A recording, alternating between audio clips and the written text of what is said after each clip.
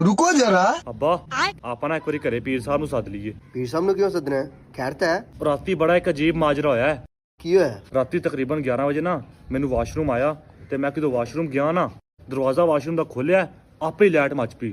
अच्छा। ਉਸ ਤੋਂ ਬਾਅਦ ਜਦੋਂ ਮੈਂ ਅੰਦਰ ਵੜ ਕੇ ਵਾਸ਼ਰੂਮ ਦਾ ਦਰਵਾਜ਼ਾ ਬੰਦ ਕੀਤਾ ਨਾ ਤੇ ਆਪੇ ਲਾਈਟ ਬੰਦ ਹੋ ਗਈ। ਤੇ ਉਸ ਤੋਂ ਵੀ ਹੈਰਾਨੀ ਦੀ ਗੱਲ, ਜਦੋਂ ਮੈਂ ਵਾਸ਼ਰੂਮ 'ਚ ਬੈਠਾ ਠੰਡੀਆਂ ਹਵਾਵਾਂ ਚੱਲ ਪਈਆਂ, ਠੰਡੀਆਂ। ਆਪਣੇ ਤੁਹਾਨੂੰ ਪਤਾ ਵਾਸ਼ਰੂਮ 'ਚ ਕਿੰਨੀ ਗਰਮੀ ਹੁੰਦੀ ਹੈ। हाँ यार वाशरूम तो बड़ी गर्मी होती है। ਠੰਡੀ ਹਵਾ ਚੱਲਣ ਲੱਗ ਪਈ, ਮੈਨੂੰ ਠੰਡ ਲੱਗਣ ਲੱਗ ਪਈ। करने पीर साहब ने सदने। ਉਸ ਤੋਂ ਬਾਅਦ ਮੈਂ ਤੇ ਭਾਈ ਡਰ ਕੇ ਜਲਦੀ ਵਾਸ਼ਰੂਮ ਕਰਕੇ ਆਣ ਕੇ ਆਪਣੇ ਮੂੰਹ ਤੇ ਰਜ਼ਾਈ ਲੈ ਕੇ ਤੇ ਪੈ ਗਿਆ। ਅੱਬਾ ਜਲਦੀ ਆਇਆ ਭੱਜ ਕੇ ਅੰਦਰ। की है? खैर तो है। ਰਾਤ ਨੂੰ ਕਿਸੇ ਨੇ ਫਰੇਜ ਦੇ ਵਿੱਚ ਟੱਟੀ ਕਰਤੀ।